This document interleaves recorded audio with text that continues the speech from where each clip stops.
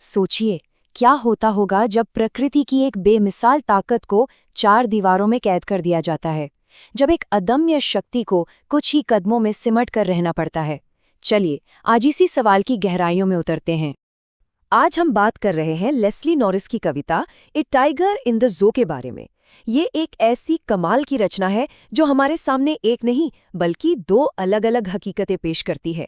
एक वो बाघ जिसे हम देखते हैं और दूसरा वो बाघ जिसे असल में होना चाहिए था।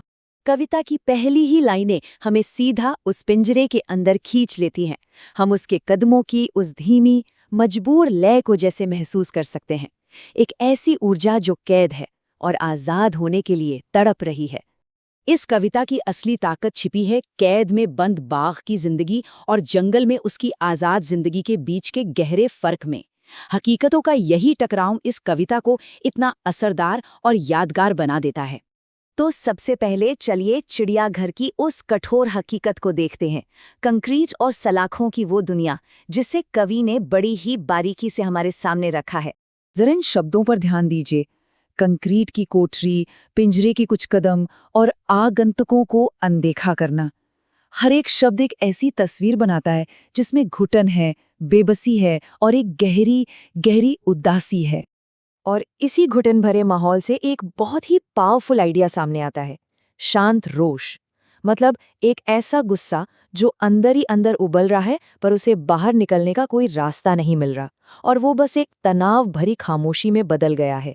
बस ये तीन शब्द अपने शांत रोष में उस जानवर की शांत चहलकदमी के पीछे छिपी पूरी हताशा को बयां कर देते हैं। ये सिर्फ टहलना नहीं है, ये एक खामोश विरोध है। लेकिन ये कविता हमें सिर्फ पिंजरे में कैद नहीं रखती। अचानक सीन बदल जाता है और ये हमें एक दूसरी दुनिया में ले जाती है, बाघ के असली घर में, जंगल की आजाद दुनिया में।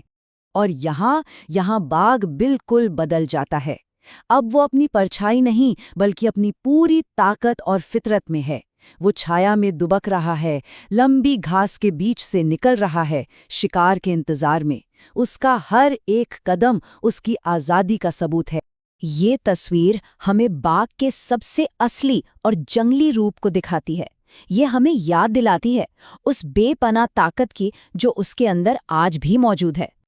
और बस यही कविता अपने सबसे ज़रूरी पॉइंट पर आती है। जब इन दोनों दुनियाओं को, मतलब पिंजरे और जंगल को आमने सामने रखा जाता है, तब हमें कुदरत की असीम शक्ति और इंसान की बनाई सीमाओं के बीच की गहरी खाई का एहसास होता है। ये तुलना एक झटके में बाघ की पूरी ट्रेजेडी सामने रख देती है। एक तरफ है लाचारी तो दूसरी तरफ है बेखौफ ताकत। दो ऐसी हकीकतें जिनका आपस में कोई मेल नहीं, फिर भी वो एक ही वजूद में एक साथ मौजूद हैं। मैसेज बिल्कुल साफ है। भले ही उसका शरीर कैद है, लेकिन उसकी जंगली आत्मा अभी भी वैसी ही है।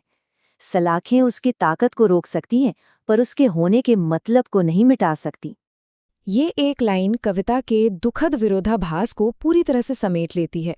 एक असीम शक्ति जो कैद होने की वजह से बेकार हो गई है। ताकत तो वही है, लेकिन सलाखों के पीछे बंद है।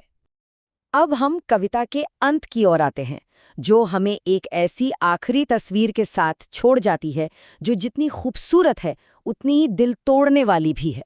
रात की खामोशी में बाघ का वो दबा हुआ गुस्सा एक शांत उदासी में बदल जाता है, एक ऐसी चाहत में जो उसकी कैद की दीवारों से कहीं ज्यादा बड़ी है। बाघ की चमकीली आंखें और दूर टिमटिमाते सितारे, ये खूबसूरत लाइनें आज़ादी की एक गहरी इच्छा की बात करती हैं। ये उस विशाल आज़ाद दुनिया से जुड़ने की एक कोशिश है जिसे वो सिर्फ दूर से देख सकता है पर कभी पा नहीं सकता। आखिर में ये कविता हमारे जहन में एक ऐसा सवाल छोड़ जाती है जो इसे पढ़ने के बहुत बाद तक हमारे साथ रहता है। ये हमें न सिर्फ इस बाघ के बारे में बल्कि एक ऐसी दुनिया में हमारी अपनी भूमिका पर सोचने को मजबूर करती है जहां आज़ादी को अक्सर कैद कर लिया जाता है। तो जंगली को पिंजरे में डालने की असली